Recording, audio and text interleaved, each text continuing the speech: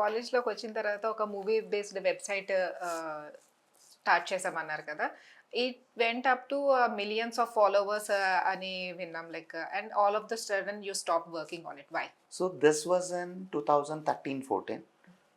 It's the time exactly I done with my engineering. Engineering అయిపోయిన టైంలో final ఇయర్లో newstrack.com అని ఒక వెబ్సైట్ ఓపెన్ చేసాం. ఈ newstrack.com అప్పట్లో ఉన్న Idle Brain 123 Telugu we use to run the website in the same style. అంటే వాళ్ళకి కాంటెంపరరీగా మీరు తీసుకొచ్చిన ఒక ప్రోడక్ట్ అనుకోవచ్చు కదా, అంటే ప్యారలల్ గా parallel. So but what happened is we use to get good number of visitors. But major problem అక్కడ ఏమవుతుందంటే ఎవ్రీడే ఒక రూమర్ క్రియేట్ చేయాలి. ఆ రూమర్ క్రియేట్ చేయలేకపోతే అందులో మనీ లేదు, విజిటర్స్ రారు.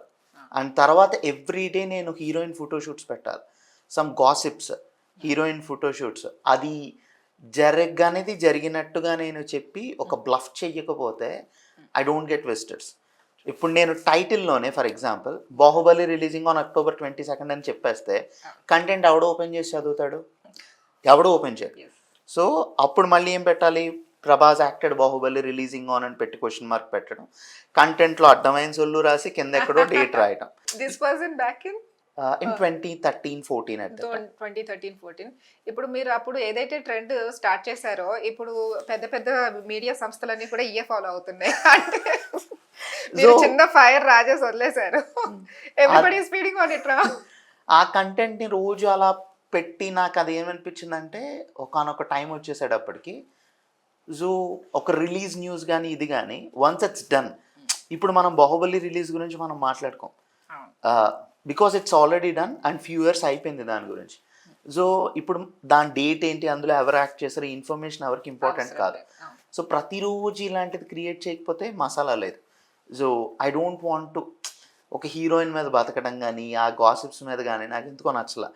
సో ఆ ఇన్ఫర్మేషన్లో it is not important for the next generation. It is not giving any value add to that. It is just for entertainment. ఆ సెకండ్కి బాగుంటుంది, నాకు డబ్బులు వస్తున్నాయి కానీ రేపటికి యూస్ లేదు, అది నాకు అందుకు నేను నచ్చలా. So that is the reason we just stop the. అప్పటికి మీరు ఆపేసినప్పటికీ ఆ services what is the revenue you were getting? Every month we use to get around $2,000 to $3,000. అయితే ఈ టైంలోనే మీరు మీ కాలేజ్లో కూడా బికేమ్ ఒక ఆంటర్‌ప్రెన్యూర్ ఐడల్ కింద అయిపోయినట్లున్నారు అదే టైంలో. So can you explain us, అంటే can you give us more insights in it? So I'm very happy to share. So మా కాలేజ్లో చదువుతున్నప్పుడు I'm the main sponsorer for some few national events and I'm the chief guest. Great. And I delivered the workshops there. మా కాలేజ్ హిస్టరీలోనే అప్పటికి ఒక స్టూడెంట్గా చదువుతూ వర్క్షాప్ డెలివర్ చేయటం నేనే first. So we delivered a workshop on 2 days about web designing in my second year. So and third year about mobile app development. 2 years నేను వర్క్షాప్స్ నేను ఇచ్చాను. అండ్ నేనే ఆ ఈవెంట్కి స్పాన్సర్స్ కూడా నేనే. So that was a very happy moment. So చదువు కంటే కూడా ఇలాంటివి ఎక్కువైనాయి అని అంటారు. అంటే నా నెక్స్ట్ క్వశ్చన్ కూడా అదే, లైక్ అంటే ఒకవైపు వెబ్సైట్ హ్యాండిల్ చేసుకుంటూ ఒకవైపు నెట్వర్కింగ్ వర్క్ షాప్స్ కండక్ట్ చేస్తూ ఇంకా మీరు ఎప్పుడు చదువుకునేవారు? అంటే సాధారణంగా ఆ ఏజ్లో ఉండే పిల్లలందరికీ ఉండే చిన్న చిన్న సరదాలు కూడా ఉంటాయి కదా, సినిమాలకి వెళ్ళాలి, కాలేజ్ బంక్ కొట్టేసి సినిమాకి, లేదంటే ఫ్రెండ్స్తో కలిసి ఇంకెక్కడికైనా వెళ్ళాలి, ఇలాంటివి ఉన్నాయా మీ లైఫ్లో? లేదంటే life was dedicated to work? Work అని ఏం కాదండి, అంటే what excited me more is 10,000 students ముందు నేను మాట్లాడుతుంటే 10,000 స్టూడెంట్స్ క్లాప్ చేయటం. So that give me more excitement. So అంటే బంక్ కొట్టి కాలేజీకి అంటే సినిమాకి వెళ్ళొచ్చు, ఇవన్నీ వెళ్ళొచ్చు, నాకు అది ఎందుకు అంత ఎగ్జైట్మెంట్ ఇవ్వాల. సో ఏవో కొన్ని ట్రై చేసాం కానీ ఇట్ ఇస్ నాట్, అది చెప్పుకోదగ్గంత అయితేం కాదు. అంటే క్లాసులు మానేసి కాలేజీలోనే తిరిగామండి. ప్రిన్సిపాల్ రూమ్లో కూర్చుని షూట్లు తీయటం, అక్కడేయో చిన్న సినిమాల మీద కూర్చుంటాం, తర్వాత మా హెచ్ఓడి రూమ్లో కూర్చుని కొత్త డౌన్లోడ్లు ఏవో చేయటం, ఇలాంటి పనులు చేసేవాడి. బయటికి వెళ్ళేదానికంటే కూడా కాలేజ్ నెట్వర్కింగ్లు చెట్లు ఎక్కడాలు ఎక్కడే ఎక్కువ. అంటే ఇది ఎక్కువ ఇంట్రెస్టింగ్ గా ఉంటుండే మీకు దగ్గర. సో బికాజ్ నాకెందుకు ఆ స్టేజ్ ఎక్కడం, ఆ మాట్లాడడం, వీళ్ళందరితో చేయటం, ఎవరు చెయ్యింది మనం చేయాలి. So that is anyway everybody is doing. Yes. So I want do something. నేను ఆ టైంలో 6 డిపార్ట్మెంట్స్కి స్టేజ్ ఎక్కి మాట్లాడేవాడిని, నేను చదివిన డిపార్ట్మెంటే కాకుండా. That excited me more. Great to know అండి. అంటే అంత చిన్న ఏజ్లో ఒక ఆంటర్ప్రెన్యూర్గా కెరీర్ స్టార్ట్ చేయాలి అన్న ఆలోచన రావడమే చాలా తక్కువ.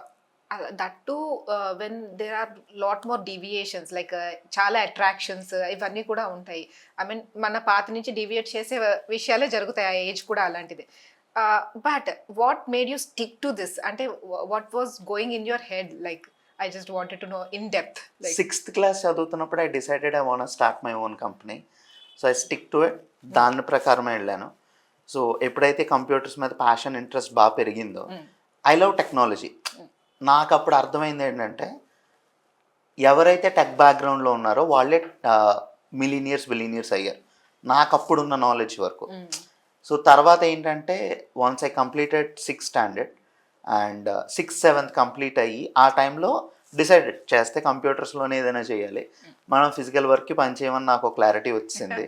So I'm not a mechanical ఈ సివిల్ డిపార్ట్మెంట్లో సెట్ అయ్యే పర్సన్ కాదని నాకు అప్పుడు ఒక క్లారిటీ వచ్చిన తర్వాత ఇందులోనే ఎందుకు ట్రై చేసుకోకూడదు అని క్లారిటీ వచ్చింది.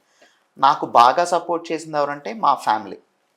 మా పేరెంట్స్ సపోర్ట్తో పాటు మా గ్రాండ్ పేరెంట్స్ సపోర్ట్ కూడా నాకు చాలా ఎక్కువ. ఎందుకంటే అందరూ తిట్టేవారు, అంత చిన్నపిల్లోడికి ఈ సిస్టమ్ ఎవడేమన్నాడు, అప్పట్లో 80,000-90,000 రూపీస్ వర్త్ సిస్టమ్ ఇంత చిన్నపిల్లోడికి వీడికి ఏం వచ్చని ఇచ్చారు. ఆ రోజు ఆయన నాకు సిస్టమ్ ఇవ్వబట్టే నేను ఈ రోజు ఇక్కడ మాట్లాడగలుగుతున్నా. ఎగ్జాక్ట్లీ. ఆ రోజు ఆయన నాకు ఆ ధైర్యం చేసి ఇవ్వకుండా ఉండుంటే maybe I'm not setting here. So ఆ సిస్టమ్ ఇచ్చారు, అప్పుడు నేను ఫిక్స్ అయిపోయాను. తర్వాత నా జర్నీలో వెంకట్ ఎరువండి అని it's a Vedic soft company CEO. Now he sold that company and he started another company called NobleSoft. So he used to guide me in his initial stages. So నాకు ఆయన ట్రైన్లో పరిచయం 7th క్లాస్ అయిపోయిన తర్వాత, అది కూడా ఈ phone వల్లే. గ్రేట్. సో ట్రైన్లో ఒకసారి ఎవరి దగ్గర సన్నపిన్ని ఛార్జర్ ఉందని అడిగారు. సో మా పక్క కూపీలో ఉండటం వల్ల ఈ పిల్లోడి దగ్గర ఈ ఛార్జర్ ఎందుకు ఉందని అడిగి హీ కనెక్టెడ్ మీ. ఇంత చిన్న పిల్లోడి దగ్గర ఈ ఛార్జర్ ఎందుకు. సో లేదండి, ఐ లవ్ సిస్టమ్, ఇవన్నీ నాకు ఫోన్ పిచ్చి అది ఇది అని చెప్పి ఆయనతో then I came to know is already a Fortune 500 company CEO at that time. So నేను మీలా అవ్వాలంటే అలాగా, నేను ఒక కంపెనీ పెట్టాలంటే అలాగా ఏం చేయాలి, ఏం చేస్తే నేను ఒక కంపెనీ పెట్టగలను, ఏం చేసి నేను ఒక ఎంప్లాయ్మెంట్ ఇవ్వాలి, సో ఇందులోంచి డబ్బు ఎక్కువ వస్తుంది, ఇవన్నీ అప్పుడు ఆయన అడిగి ఆయన బుర్ర తినేసి సో గ్రాప్ చేసుకున్న ఇన్ఫర్మేషన్. నేను అంటే ఒక 7th క్లాస్ పిల్లాడు ఇలా అడుగుతాడు, ఇలాంటి క్వశ్చన్స్ ఉంటాయి అతని దగ్గర అని ఎవ్వరూ సాధారణంగా ఎక్స్పెక్ట్ చేయరు. What was his reaction? I wanted to know. So is very much appreciated. So అంటే నేను అప్పటికి చేసిన వర్క్కి, అప్పుడు నాకున్న నాలెడ్జ్కి, అప్పుడున్న టైం పీరియడ్కి హీ అప్రిషియేటెడ్ మీ. బట్ ఎప్పటికైనా టెక్నాలజీ అనేది ఒక మహాసముద్రం. ఇందులో నేను కింగ్ అంటానికి లేదు, ఇంకొకళ్ళు ఎవరో కింగ్ అంటానికి లేదు. సో ఇది వర్క్న ఒక 100 మిలియన్ యూజర్స్ ఒక అప్లికేషన్ తీసుకురావాలంటే 10 years టైం పట్టేది. ఇప్పుడు అదే ChatGPT వచ్చిన తర్వాత 6 months టైం పెట్టింది. సో నేను ఇప్పటికీ చేస్తున్నది ఏంటంటే, అంత పెద్ద మహాసముద్రంలో నాది నీటి బొట్టులో చిన్న బంధువు మాత్రమే. So there is much more things need to explore. Maybe ఇంకా నాకు అవకాశం ఉందేమో. I'm still trying, I'm not completely done, I'm still trying, but 100% అయితే గట్టికి కొడతా. డెఫినెట్లీ అండి, we were waiting for that moment అన్నమాట, యురేకా మూమెంట్.